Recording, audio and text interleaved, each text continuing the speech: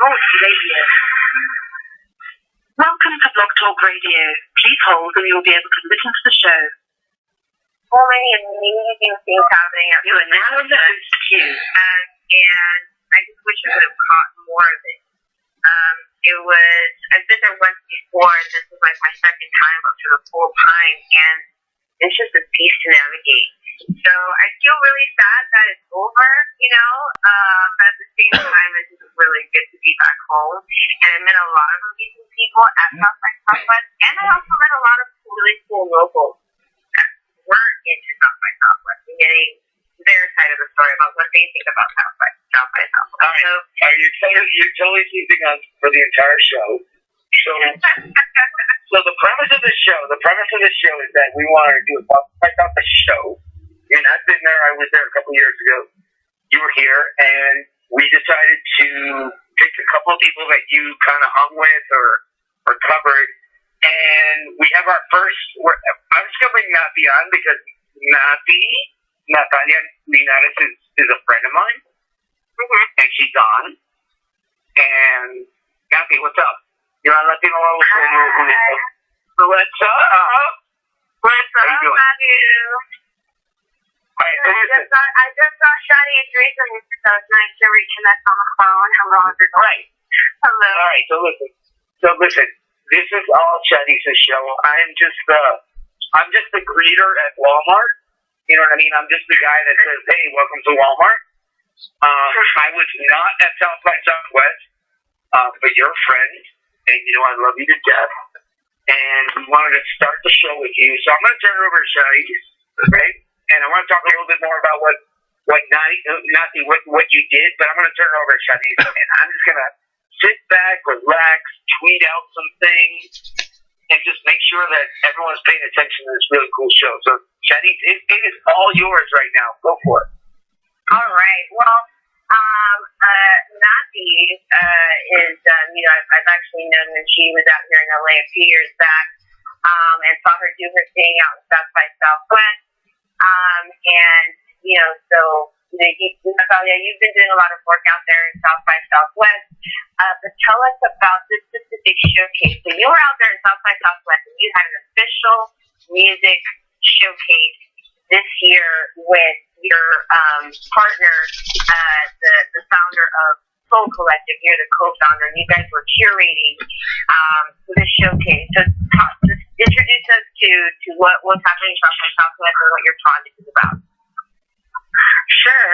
Thank you. Hey, everybody. My name is Nathi Corazon. I'm an artist advocate, social entrepreneur. Excuse my voice. I've been enjoying a lot of the music these last few days, and my voice is shot, but I'm happy to share it with you guys. We presented our second annual official South by Southwest showcase yesterday for Soul Life, which we were representing kind of out of the box, out of the boundaries of traditional genres. We weren't necessarily Latin, we weren't necessarily world music, we weren't necessarily just hip-hop, but we were kind of like all of these things in one thing. So our showcase yesterday kind of represented that mixture that, in my opinion, is going to be the future of what this country sounds like. And that's what we did yesterday. We had a jam-packed showcase that was extremely popping at Speakeasy. We presented everybody from Afro-Latina, Rapera, Lirica MC to Cumbia. I call them the Wu-Tang of Cumbia, Buyasongo, to Native American MC Frank Wong, who has been rapping a lot about what's been going on in South Dakota and in the country in general around fracking and what's going on with climate change, to Eureka the Butcher, who is an experimental Afro-tropical electronic artist, to Asal Natica, who is a Los Angeles-based Latina who is doing, I would say, like a shoegazy electronic music. We just had a lot. We had a lot going on because we are a lot, and I think Shadi's got to see that a little bit last night, right? Yeah, I was actually there. I popped in. I said, "What's up?" I hung out. I talked to some of the artists, checked out some of the showcases. And it was tough, and especially some of like the women definitely were, bringing in a really big crowd, which is really awesome to see. So I want to congratulate you on that process. Now, tell us a little bit more about like what kind of how do you select artists? Like what kind, not quite like criteria, but what are you looking for in an artist when you curate the show? Okay, well, I've been going to South by for about 7 or 8 years. I was more of like a Latin music professional going when I worked with National Records and Latin Alternative Music Conference.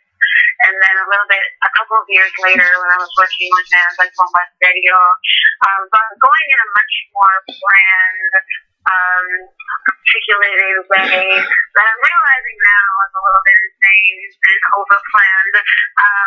But this year, what we've been doing for the last 3 years, the Soul Collective, which is a center dedicated to art, culture, and activism in Sacramento, which is that we're realizing, I've been working in this shit for like over a decade, and I'm realizing that the categories are quite rigid of like what is Latin, what is African, what is world, and I was realizing that wasn't really fitting like what was going on, and I wasn't the only one that was realizing that. There were other folks realizing, and Soul Collective, we decided to come together. We were throwing a free day party in East Austin, which is the African American cultural district of Austin, Texas, and we were throwing a free festival called Global Local, which caught the attention of South by Southwest, and eventually turned into us doing an official showcase that started last year.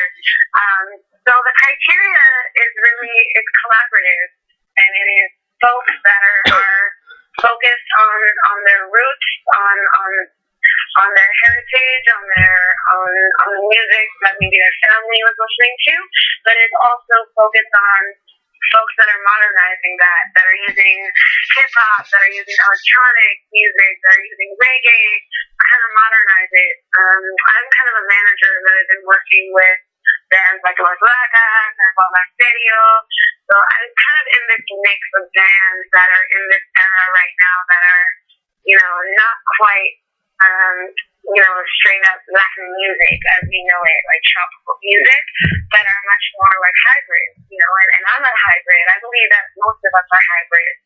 And so what our showcase represents is, I think, like this hybrid identity that is not just Latino, is really Pan-African and Pan-American.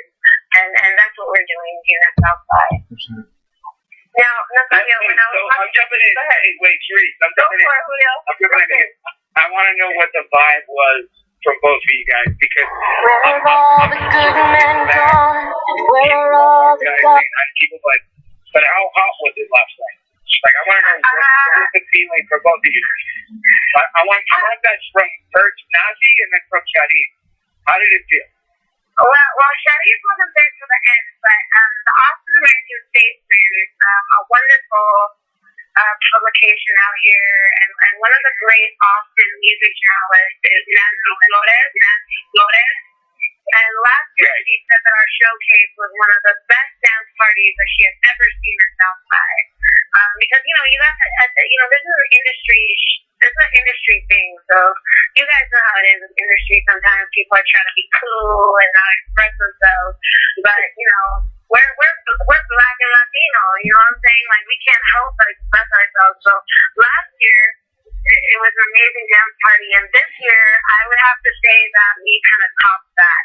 So by 2 a.m., Buya Bongo band from Los Angeles, who were headlining, they had conjured up an Afro and BT dance party where I had, there was a dude next to me who was clearly like an urban Latino.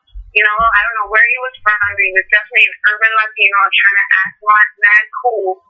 And he could just not present themselves in dancing. So I would say like that was our vibe. Like you were in our showcase and you could not dance. And I think that's kind of how we ended it last night. And you know, for me, Julio, some of these bands, I am from LA, and you know, I've been like kind of growing up with some of these bands, and some of these band members before they even became the band that they are now. For example, like the Bongo. Like I've seen some of those. You're totally going meta on me. You're totally going meta on me. Like totally like. I don't even know what meta means. No, you're like I knew them before I knew them before I knew them. Is what you're saying. Well, what I get it is like I'm feeling very like proud to see that they've come on being at South by. And not to try, but interject that not only that was that there was a real spirit of community at the showcase. We had members of Chicano Batman there. We had one of the guys who played with Eureka the Butcher, who is the brother of Omar Rodriguez Lopez from the Mars Volta, who in my opinion is one of the like Latino examples of how to do it in the music business in the 90s and the 2000s. And here was his brother kind of like carrying on this legacy, and everybody was vibing with each other. You know, Nafica, who was leading things in Los Angeles, was also. So we had this like real legit community, which is what the point of the showcase was. You know, it wasn't about doing a cool showcase so everybody can go there and feel cool. No, that's not what we're doing. We're doing it and creating this space because we want these artists to be talking to one another first. Secondly, letting know what Soul Collective is doing, which is that we're building a cooperative record label. People look at me and their eyes gloss over. They don't understand what is a cooperative record label because we don't know many examples of this yet. But we're out here trying to create these examples in real time. And so it's just like a real community thing that I think we need to do more rather than kind of like platform these bands and separate them from the people. We need to kind of, you know, look, like we're all out here doing this in different levels and like we need to be talking to one another. And I think that happened yesterday. So we're talking to Natalia Linares about South by Southwest, and before I turn it over to Sharif, I gotta do a couple of plugs because our boss Sharif like wants to make sure we plug throughout the hour. So the first thing I'm gonna plug is the fact that we got a book, Latino Rebels Anthology on Amazon. So if you're listening, just go to Amazon, enter Latino Rebels Anthology, and you're all good. So, back to you, Sherry. Yeah, so when I was talking to you yesterday, something that I really opened up my eyes to the work that you're doing here at South by Southwest, and you and your partner of Soul Collective, is you said you guys brought in 60 artists to South by Southwest that otherwise wouldn't have the opportunity to network and get that kind of exposure. So talk to us about that and what that means. Yeah. You know, I've been going for about 7 years now. I've been really lucky to have been able to kind of see what this is. And I think oftentimes some of these artists, it's almost an $1,000 expense to be able to get a badge, think about it, stay at the hotel, gas, in the airport. It's really hard for people to afford to see what this is. It's, in my opinion, I'm not speaking for Soul Collective or anybody else, I don't think that it's something that we necessarily have to think that is all that we aspire to, but nonetheless, I think that it's important that bands are able to see what South by is, you know, or if not, we're just in the periphery kind of like speculating. So I think for us, it's really important to allow bands to have access to the conference and to see for themselves what it is. See for themselves what is the moment that we're living in, how do they get their music out in this system, who are the gatekeepers, who are the folks who are making those decisions, how can they put themselves in situations so that they can, transcend these situations as well, because it's really difficult. So for us, it's important that these bands get to see to themselves what South by is, regardless of what my particular personal opinion is about the festival. It doesn't matter. It's important that these bands are in these panels asking questions, making themselves available to network. That's really important. Cool. Julia, you got something? You want to jump in? No, I'm good. Having been to South by, and now that I found out she joined for like 7 years, and I've been there a couple of times, I would just love to know, Nabi, like, where you think, it's great for these bands to show up. How do you find the balance between, because part of South by can be a little bit overwhelming, it can be a little bit, I don't know if mainstream's the right word, but it just seems like it's like sort of this machine now, right? And it kind of, some people have said that it's lost some of its sort of early roots, but I find that it's still there when you look for it. So how do you navigate through that noise? And how do you navigate through that noise? And how is it that what you guys are doing feels a little bit special and unique in that sense? Yeah. Well, connecting with capitalism, and with where we're at with that, it's constantly engorging and consuming and shitting it back out. And it doesn't mean that there aren't valuable things to learn from that. This year I decided to really just, for me, I just went with my gut. In the past, I had very much planned things out and was very meticulous about that. But this year, I really went with my own spirit and my own gut, and who were my friends and who were people that I wanted to support, and being very intentional about that. These are people I really wanted to support, and when I did that, I encountered other people that I really wanted to talk to, and it was really, as a spiritual trip, it was really much more natural this year for me. There was a really important showcase that happened, the Cuban showcase. That was the first year that South by had ever. It wasn't the first time that there were Cuban artists, but it was the first time that they had ever really organized around. They flew 16 artists out from Cuba. There's a great article that came out in Billboard recently about how Anthony Bourdain had pretty much financed those 16 artists. So that's something for me, I have to go witness that. So I made it a priority. I've got to witness that. And it was incredible. I think the international showcases are really underappreciated. And for someone like me, that's where I'm most excited. If I can go see a band from Nigeria, named the Cosmic Homies, and they're from Nigeria, and they're playing funk music. When am I gonna have a chance to see something like that? So for me, that's where South by has a lot of value, is in the international offering that I have to bring. But at the same time, it's not something that I think is most celebrated about the conference. I think the conference right now still, because we're at where we're at with commercialism and culture, is that there's still very much a mass conformist, this is where you need to go to be cool, whether it's the Spin magazine thing or the Fader thing, and you wait on a long line, and it's all the noise.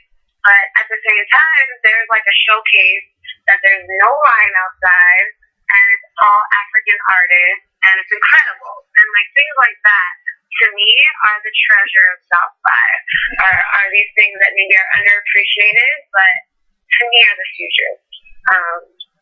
So I think it's just about finding what you think is important and worth supporting, and supporting that. So for me this year was the Cuba showcase, which was really, really special on Friday night, with Salmari, Jaime Arocena, Yeshi Garcia, amazing drummer. There was some amazing world music showcases happening as well. And then our Soul Life showcase, which happened last night, which was everybody from a Native American environmental rapper to like, the Wu-Tang of LA cumbia. So it's a lot. Dude, Natalia Linares, before you go, how best can people find your awesomeness? Besides, not just listening to this radio show, but where are you living in these spaces these days? Is it Instagram? Is it Facebook? Where can we find you? Yeah, well, I like to say I'm a bi-coastal cultural change vagabond, so I'm between New York and Oakland, California. And I'm going to be in New York for the next few months. So anybody who's in the East Coast, you can find me. I'm on Twitter, Corazon, C-Gwen, R-A-Z-O-N. I'm on Instagram and Snapchat, Nati Corazon. And I'm just out here representing artists on the margin who Justin Bieber is ripping their style from. You feel me? Yeah, I feel it. Yes, sir. So I'm going to see you in the city. I'm going to see you in New York soon, my friend. Definitely. Yeah. Definitely got to get together. Thank you. Awesome right. show. All right. Thank you, Nati. Thank you. Thank you so much. Great to see you yesterday. Yeah, great seeing you too. That was Natalia Linares, the fabulous Nati Corazon, who is actually, full disclosure, really good friend of mine. When worlds collide, Charisse, could happen. I mean, but you know what? Natalia is totally committed. I mean, that's what you get. I mean, she totally believes in the mission. And you can tell. I mean, and you can tell that you saw her, what was it, last night or whatever. It's all good. So listen, before we go on to our next guest, it's going to be Jessica Reeves with Moto Latino. I have a couple of South by questions for you because I want to make sure that when people listen to the show, they also want to know, like, hey, Charisse, how was your South by experience? So listen, give me your best, like, moment, like, where you're like, when you're sitting there and you're at some event or wherever, you sit there and you go, this was all worth it. Where you're sitting there and going, life is good. What was that moment for you? Well, there was two. I think that... Go for it. One that was... Give me two. Well, one that I thought that was really unique, that I never thought I would get to really see anything else, was I actually caught Tracy Morgan's comedy stand-up. And if you know Tracy Morgan, he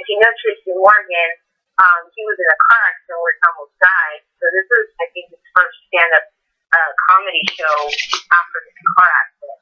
And he had major. And I'm a huge stand-up comedy fan. And it was just in this, like, really, like, gritty, marginalized, like, off the side, like, bungalow. And inside, it was just so cool. And then the show closed off with, like, Ghostface Killer and Raekwon from the Big Fun. And you're just like, alright, dude, this is really bomb. So, like, this is a show.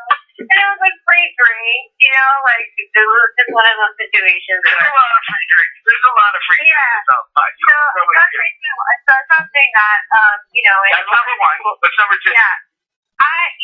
And it's not to say that I'm like, I don't know how people might take this, but I was there when Obama gave his panel discussion. I was live tweeting it. And I thought that was really special, just because of the fact that I was like, I'm in the same room with President Obama. But honestly, it's like, it kind of meant a lot to me personally in terms of like my career growth. So I kind of thought it like, it was like a personal thing, like, wow, like I'm actually got approved by the White House, Latino level. Yeah, you got clearance. You got clearance. You got clearance, man. So I thought that was quite cool, when I thought about the actual panel, I thought, it was very kind of, just not like the, just it was very PR-ish. He had some interesting things to say. So I thought those were kind of like some key moments, but... Yeah, but the thing is with Obama, he went from Austin to Havana, even Cuba now. So you know what I mean? It's like you go from Austin, and then you take your family to Havana. You go to La Habana. You go to La Habana. So he's chilling in Cuba at night. Listen, we got Jessica Reeves of Voto Latino coming on right now. And I'm going to welcome her on, and then I'm going to turn it over to you, Sharice. Jessica, how are you? How you doing? You're on Latino Rebels Radio. Hi, Julia, how are you? Hi, Trace. Good. Hi, Jessica. I got all my friends are coming on the show. So, hey, so Sharice, we went from music. We went from music, and now we're going to go into politics. And you covered this for NBC Latino, and you were at the session. So I'm going to turn it back over to you, Sharice. All right, so this was, right now this is Jessica Reeves from Voto Latino, and we had a panel discussion with America Herrera at the South by Southwest Interactive portion. And Jessica, great to have you on. The announcement was made there at the panel that Voter Pal, which is an app that allows people to register electronically. So talk to us about it. So what is Voter? Sure. So thanks so much to both of you for having me on, including both of you. We were really, really excited to be at South by this year.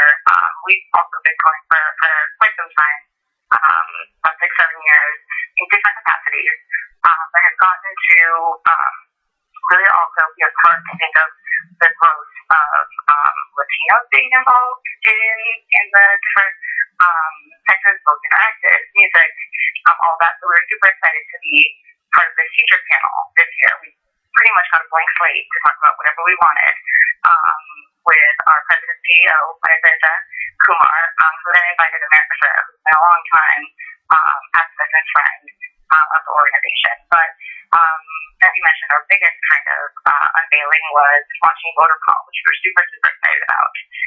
Voter Call is our voter registration app.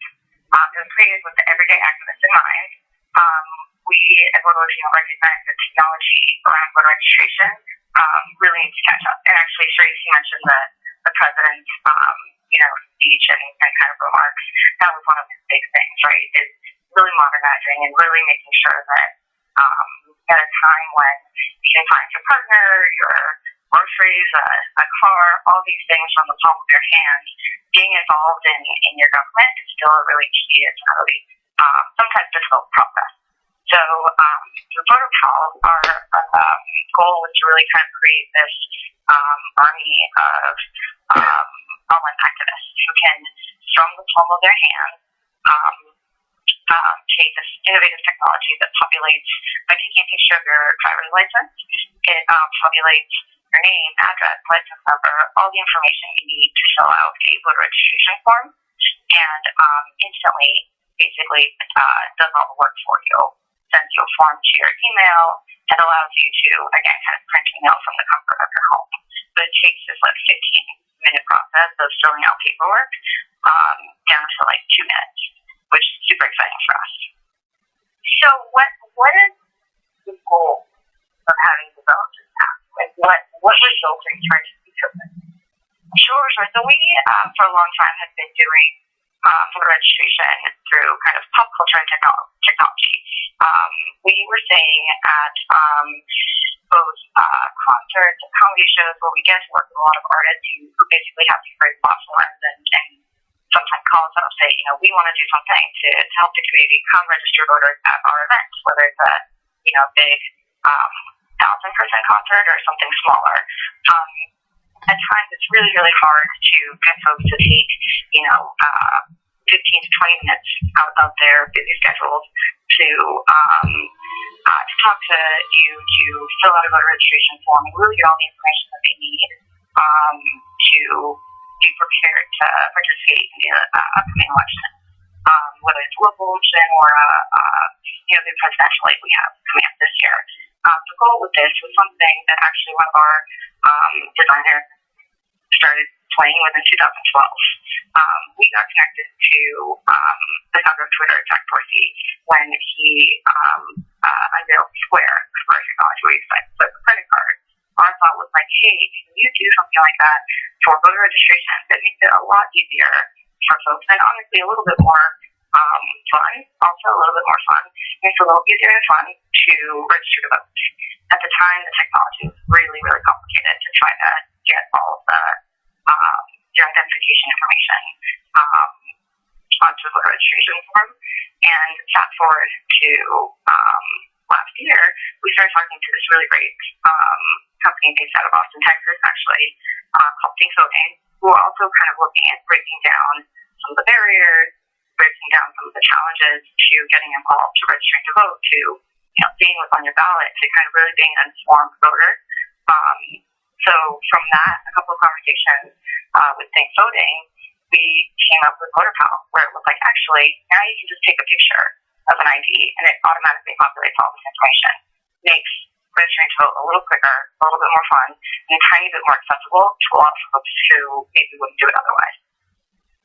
Now, Jessica, since the app launched, has there been any people that have already started registering to vote? Yes. The day of, we had over 200 downloads, which was really exciting. That was the beginning of the day. Sorry. That's pretty good. Yeah, that's exactly. Yeah, and that's only the beginning. I think, as I kind of mentioned, a lot of this is for our friends, our families to be able to really go out and become activists themselves.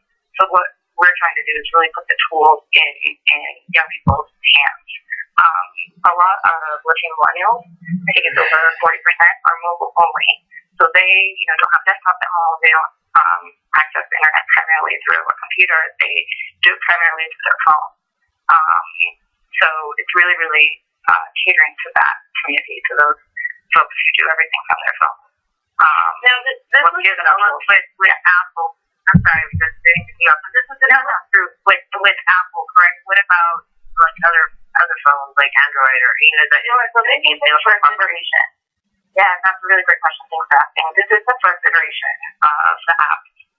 We're really, really excited about a couple of really big improvements we're going to be making.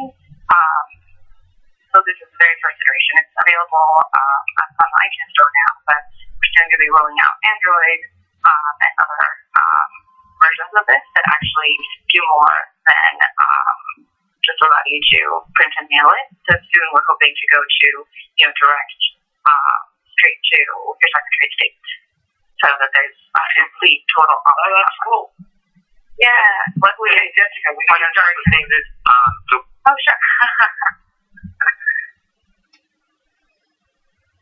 Oh, sure. Hello? Are you guys still there? Hi, Logan. Yeah, I don't know what happened. Oh, okay. Oh.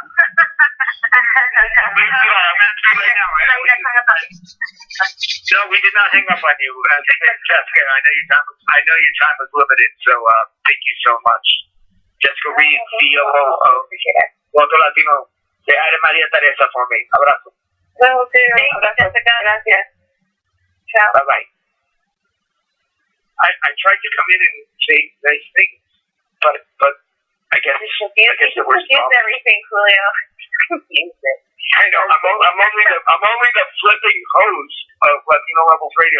So listen, before we close with the various psychos, I got a couple other things I got to say, and I also have a South by question for you, Sharice. But before I do that, we're also doing Patreon. We're doing we're just crowdsourcing everything about Latino Rebels right now. If people want to just become patrons of Latino Rebels, go to Patreon. And actually, I want to list our first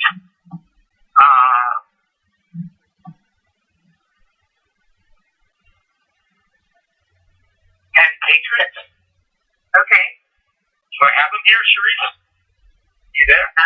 Yeah, I'm here. I didn't hear you for a split second, so I'm back. I'm going to do this really quick. So here's our patrons so far. Soldanela Rivera, Isaac Cubillos, Sofia Westmeyer, Angeli Shaw, Carlos Jarra, Jeremy Ponce, Dr. Mimi, Luis Valente, Salvador Mendoza, Omar Pereira, and my dad, Julio Varela.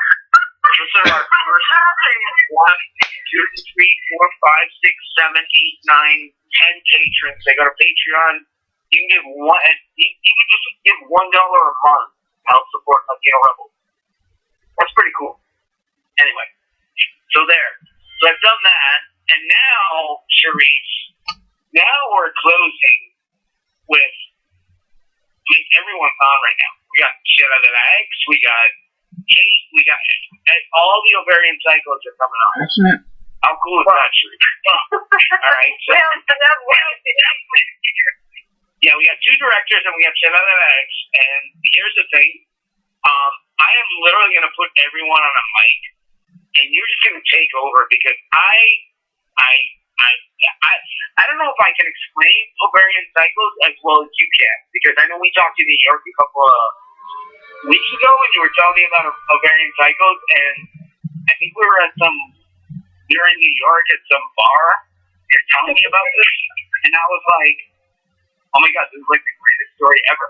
And then you proceed to hang out with them for like a week, it felt, right? Or am I wrong? No, you're wrong. For like an hour. You hung out with them for an hour. I caught the documentary and I sat down next to Stella Eggs as I caught the documentary for the first time. And then afterwards I went out to party with another one of the ovarian cycles. And we learned some punk. We had some punk. Hung out with a couple of the Olas. You hung out with Cheda. You hung out. So we're gonna bring in Kate, Joanna were the directors, and we're bringing in Cheda de la X. And so everyone is on, and I'm literally gonna put myself on mute. And Sharice, you're gonna take over this conversation. And it's all you. And then I'm gonna come in with a couple of minutes left, and we're gonna wrap this entire show up. So it's all you, Sharice.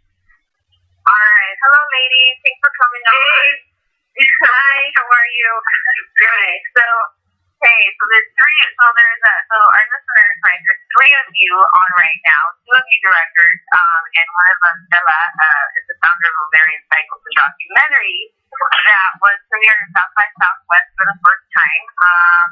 So why don't we start with Stella? Stella, why don't you introduce yourself and tell us what Ovarian Cycles is? Okay, well, thank you so much for having me, having us on your podcast. Thanks. So basically, so what we are is we're a collective of women of color, and specifically our mission is to cycle for the purpose of healing our communities physically, emotionally, and spiritually by addressing issues that impact our lives. Like domestic violence, like rape, like femicide, like police brutality, and immigration issues, homophobia. And we do that because we envision a world where women are change agents, create and maintain holistic health in themselves and within their respective communities for present and future generations. Awesome. And what about so now over to the directors, why don't you introduce yourself first? And we have 2 directors here. Awesome. And then tell us why you wanted to shoot a documentary about this collective of bicyclists. So my name is Kate Laval, and I am one of the directors of Ovarian Psychos. And Joanna, you want to? Joanna? Yes. Hi, this is Joanna Sapolsky, and I am the other director of Ovarian Psychos. Awesome. So, can you just tell us, why you wanted to make a documentary about this collective? What was so special about the one stood out? Sure. I mean, I think I can speak for both Joanna and I when I say, we were just immediately sort of intrigued. I mean, first intrigued by the name alone. When I was working on a film about the coercive sterilization of Mexican origin women in East Los Angeles, and it was a film by Renee Tajima Pena, and the producer of that film, Virginia Spino, who is a historian, mentioned Ovarian Cycles as a potential outreach partner that I was working as an associate producer on. And when she mentioned Ovarian Cycles, I mean, I think my mouth dropped open, Renee's mouth dropped open. The name alone, in 2 words, is so impactful. They're incredibly powerful. Joanne and I kind of poured over every, online article that we find, Facebook. They're incredibly tribute their politics and their message. They wear fallopians, they wear bandanas with the Indian tubes on the mask. They have a very powerful mission and vision statement, and they have, can I curse? Ovaries so big we don't need no fucking balls. Yeah. Yeah, you could totally curse. Go for it. Okay. Totally kick that. Okay. Yeah, go for it. Yeah. They're unapologetic. They were exciting to us, and, we felt like, a lot of times in sort of, quote, mainstream feminism, there's just a lot of class, race, gender are not addressed. And ovarian cycles, that is their mission. That is what they sort of demand of people, is to really pay attention to those issues. Really powerful stuff. So I think that you might be cutting out just a little bit, Kate. So I don't know the reception there. But so Stella, why don't you talk to us about like the trust building process? I mean, because I'm just and you guys talk about it, so I'm going to call it out. The 2 directors are, white directors from Santa Cruz, and ovarian cycles are from, east and south, southeast LA, predominantly young Latino women, living in marginalized communities. So how did you 2 come together, and what was that trust building process?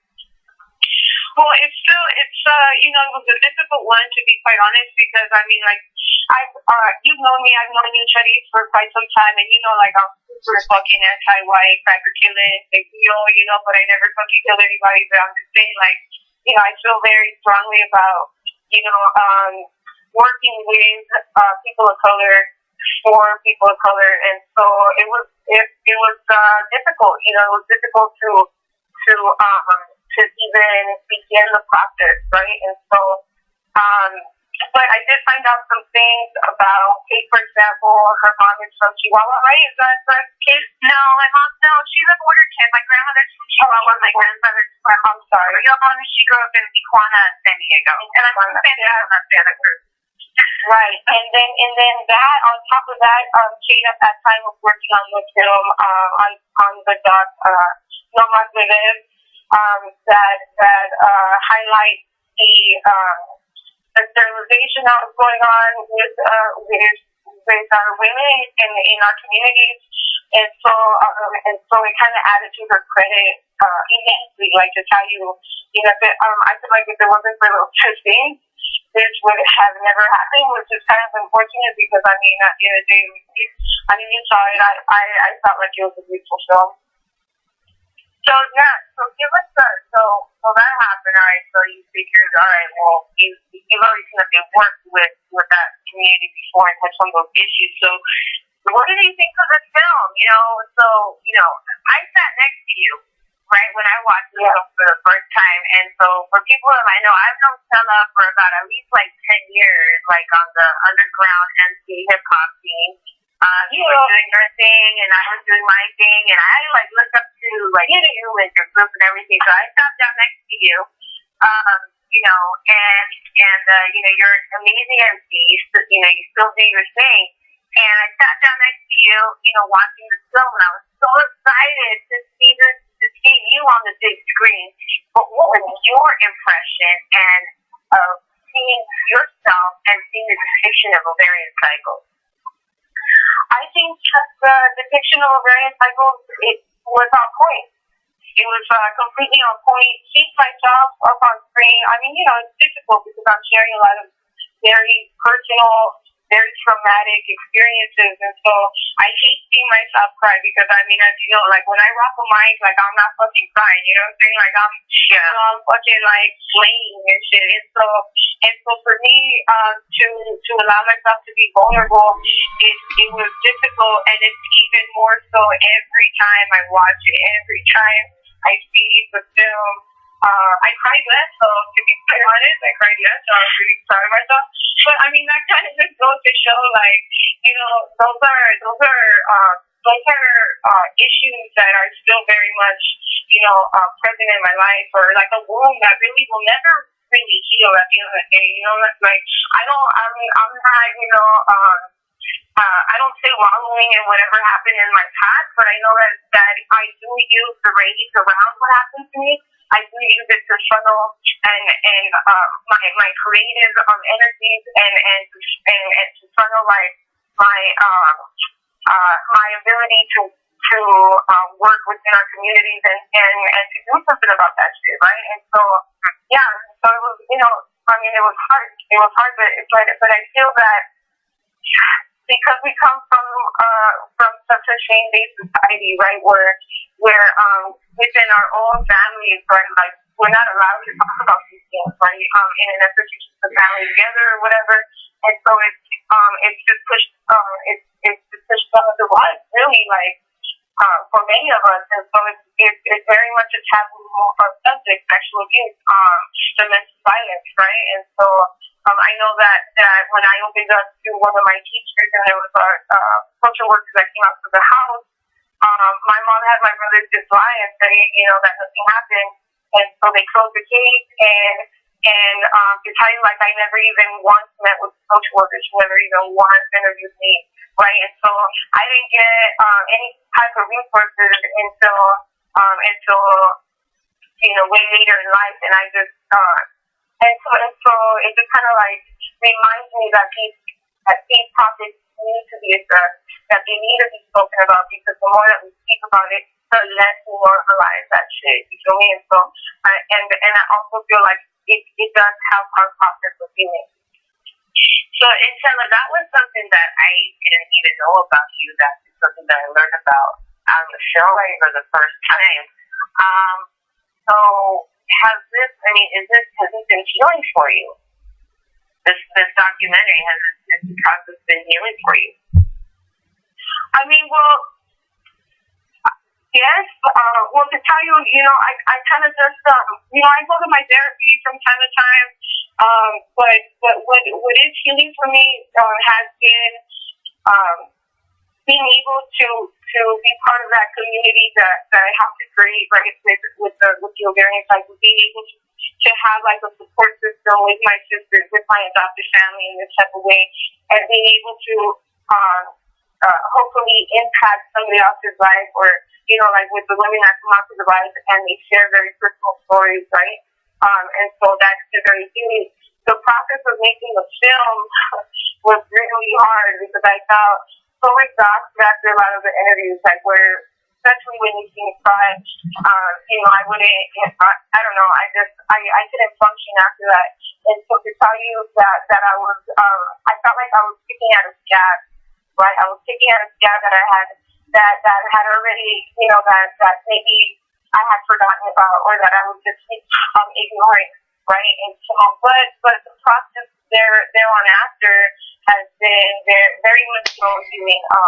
I gotta say, you know, for my mom, I didn't really think that she was gonna participate or want to, you know, and so the fact that she did, although I still, you know, have certain feelings for her, but I feel like just the fact that she did admit to the fact that she didn't do anything to help me was enough for me to kind of reach out, and we've been kind of reaching out, you know, we'll text each other or whatever.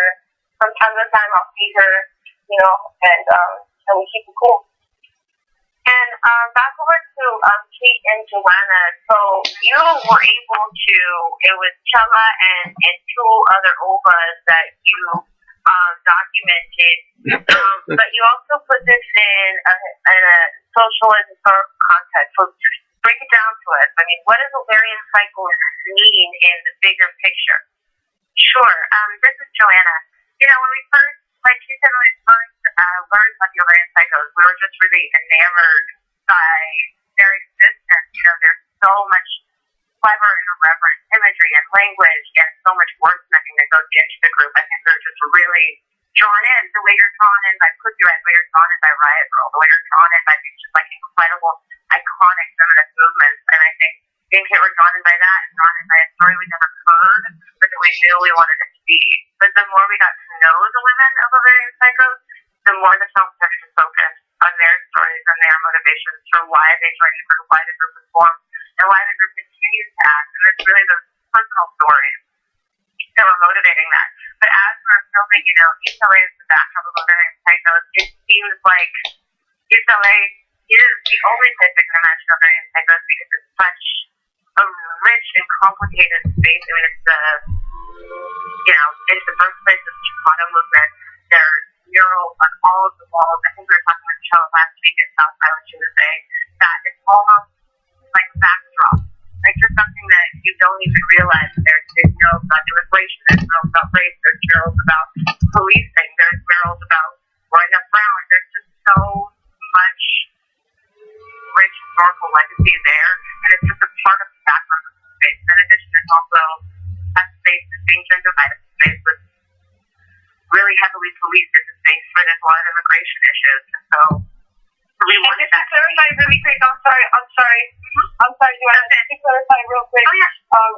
Right. So what I was saying in that other interview was that you don't realize how rich your community is, specifically when you're doing college disputes, right? Specifically when there are no adults really, like, and not because maybe they don't want to be there, but maybe because they fall into addiction, maybe they're incarcerated, maybe they're working two jobs. You know what I'm saying? Like, and so there's very much a disconnect in terms of the elders and the youth, and even like the youth having that knowledge of their history, right? I mean, that shit it doesn't get taught in our schools. You know what I'm saying? Unfortunately, or at least at that time it didn't. And even today, when we see what's happening in Arizona with the Chicano civic program there, you know what I'm saying? Like there's a definite almost like silencing of anything that could potentially give our community and give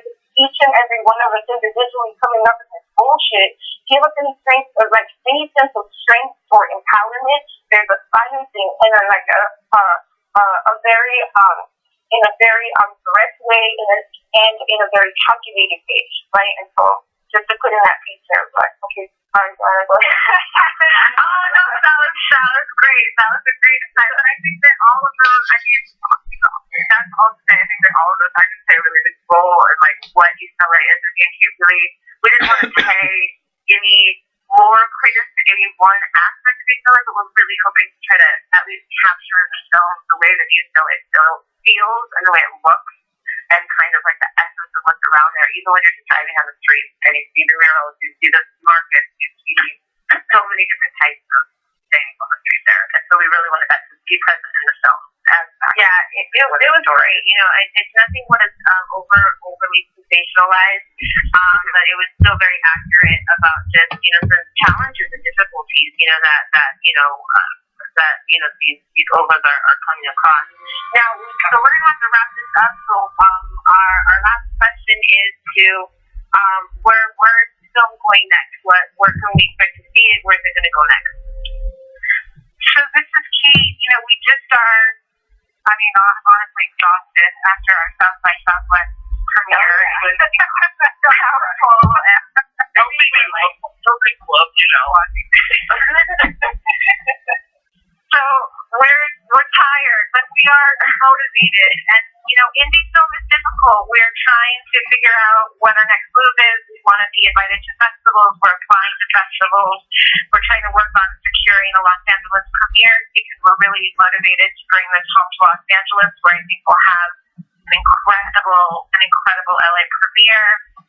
And we want to bring this film to communities where we will find a natural audience. Where when what was speaking to the South by to be honest, South by isn't the natural audience for this film. So it was wonderful to premiere there because it's a big stage for the film and it makes a lot of waves. We've gotten a lot of press.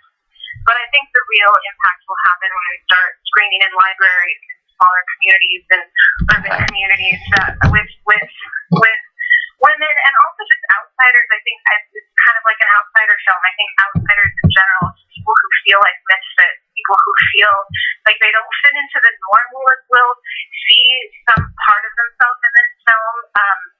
I know that, you know, for the women we've shown it to, like young women of color have been just, I mean, we've been overwhelmed by how people say it's just so lovely to see, like, my story reflected. A woman even said to me, like, how do these women know me? How do these women know my relationship with my own mother?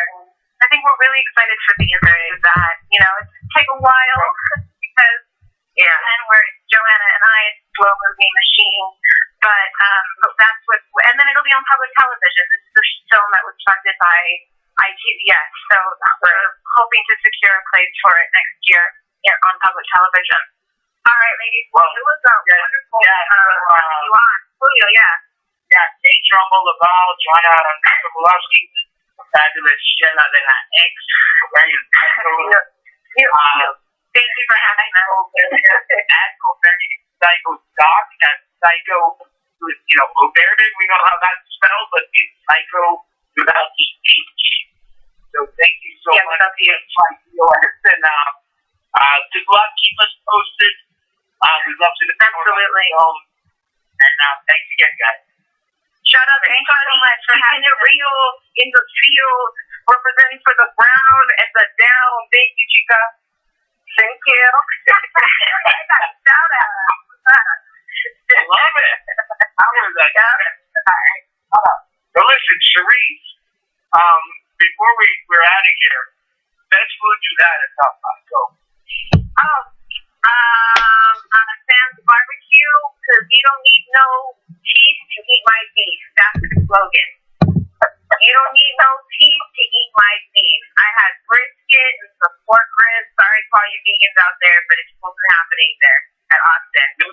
No gentrified Austin. No center. It was in East Austin in a shack. You know, and you don't need no teeth to eat my beef, and like literally because the owners don't have a lot of teeth, so they make it so soft that it just literally falls off the bone. So that was awesome. Sam's barbecue. With that, we're closing out Latino Rubs Radio. This is South by Southwest show. Sharita Garrido, you did an amazing job covering South by Southwest. Thank you so much. This was awesome. We're closing out with. This was Latino Rebels Radio. We're closing out with guys next week. Ain't ready to